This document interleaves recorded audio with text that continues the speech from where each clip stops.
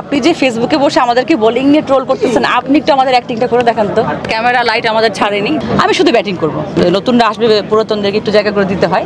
1 2 3 4 5 6 7 8 9 10 11 12 13 14 15 16 17 18 19 20 21 22 23 28-30টার মতন হবে।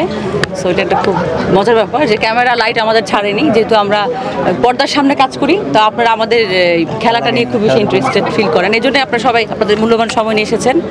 আর আমরা এসেছি এখানে অনেক মজা করার জন্য। অনেক উৎসবমুখর একটা পরিবেশ তৈরি হয়েছে, দেখতে পাচ্ছেন ইতিমধ্যে। অনেক সুন্দর আয়োজন করেছে, আমাদের একটা রিইউনিয়নের মতন হয়েছে, যেখানে একসাথে এতগুলো নায়ক নায়িকাকে তো কাস্টিং করা সম্ভব না।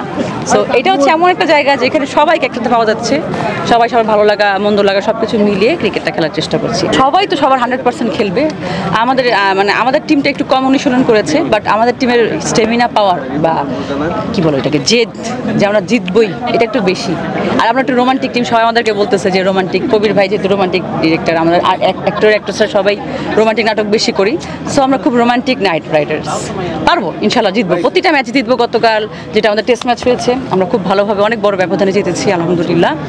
প্রতিপক্ষ অনেক ভালো খেলেছে, বাট আমরা একটু বেশি ভুল খেলেছি। কিন্তু এবার কি ফাইনাল ম্যাচ হবে? গতবার তো আমরা হ্যাঁ হবে, কেন হবে না? গতবারও হতো, বাট একটা মিসআন্ডারস্ট্যান্ডিংয়ের জন্য হয়নি।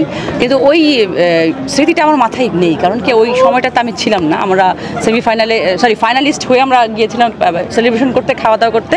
তখন দেখি যে আপনারা বিভিন্ন নিউজ পোর্টালে এসব শেয়ার দিচ্ছেন, তখন আমরা আকাশ থেকে বললাম যে আরে এরকম তো হওয়ার কথা না। আমরা খুব বন্ধুত্বপূর্ণভাবেই খেলছিলাম, বাট ওগুলো আসলে আমরা কোনো অর্গানাইজার ভাবে রাখছি না। আর আমরা খুব ফিল্টার করে প্রত্যেকটা আর্টিস্ট, প্রত্যেকটা খেলোয়াড় নিয়েছি, মডেলকে নিয়েছি, 2-3 বার করে ড্রাফট করা হয়েছে, তারপরে আমরা এখানে খেলছি। এখানে আর এরকম হওয়ার কোনো সুযোগ নেই। আপনি ব্যাটিং না বোলিং কোনটাতে এক্সপার্ট? এইবারে বোলিং থেকে একটুখানি বিরতি নিয়েছি। অনেক নতুন নতুন বাচ্চারা আমাদের টিমে এসেছে। আগে তো মেয়ে তো ছিল না, এখন টোটালি আমরা 8 জন প্রত্যেকটা টিমে আছি। 6 জনকে খেলাচ্ছি, 2 জনকে রাখছি, পরের টিমে নিচ্ছি। সো আমি ওদেরকে একটু সুযোগ করতে দিতে চাই। আসলে নতুনরা আসবে, পুরাতনদেরকে একটু জায়গা করে দিতে হয়। আমি শুধু ব্যাটিং করবো। কিন্তু একটা দেখলাম যে অনেকেই সমালোচনা করছে যে আমাদের অ্যাক্টিং নিয়ে যদি কিছু বলতো তখন আমরা সেটাকে প্রোটেস্ট করতে পারতাম, বাট আমাদের তো বোলিং নিয়ে কিছু বললে কিছু বলারই নাই। কারণ যারা বলছে তারাই তো বোকা ভাই, আমরা তো অ্যাক্টর, আমরা তো করি না। আপনি যে ফেসবুকে বসে আমাদেরকে বোলিং নিয়ে ট্রোল করতেছেন, আপনি একটু আমাদের অ্যাক্টিংটা করে দেখান তো। আপনি যে টিকটক বা রিলস করেন, সেখান থেকে 100 বার কাট করে আপনি ওইটা করতেছেন। আমাদের 120 জনের একটা টিম থাকে শুটিংয়ের মধ্যে, সেইখানে আমরা 100 দিয়ে আসি সবগুলো। আমরা অ্যাওয়ার্ড নেই, আমরা আপনাদের ভিউ নেই, আমরা আপনাদের কাছে ক্রাশ হই।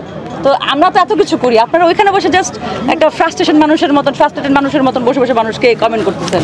ওইটা আমি ওইখানে বলে আসলাম যে চিটাগংয়ে কোন চান্দু বসে বসে ফ্রাস্ট্রেশন লাইফ একটা কাটাচ্ছে, সেখানে এখানে সাকিব আল হাসানকে, সাকিব খানকে একটা কিছু দেখলো, সাকিব খানকে একটা চুল ছিঁড়বে, কিছুই আসবে না। সো আপনারা লিখতে থাকেন, আমরা আমাদের যারা ভালো কাজ আমরা করতেই থাকবো, আমাদের কিচ্ছু যায় আসে না। আমাদের সবার হাতেই সময় খুব কম। মানুষের ভুল ত্রুটি খোঁজার চেয়ে নিজেদের স্কিল ডেভেলপমেন্ট করি। যদি আমি গরিব থাকি, হয়তো কোনো কারিগরিক শিক্ষা নেই, কিন্তু এখানে বসে ফেসবুকটা অনেক ইজি হয়ে গেছে দেখে একটা মানুষকে এভাবে কষ্ট না দিই। এটা কিন্তু আপনার যে ধর্মেরই হোক না কেন, আপনার কিন্তু গুনাহ হচ্ছে। আপনি কি শান্তি পাচ্ছেন মনের মধ্যে, কিন্তু আপনার ফিউচারটা কি সেটা একবার চিন্তা করেন।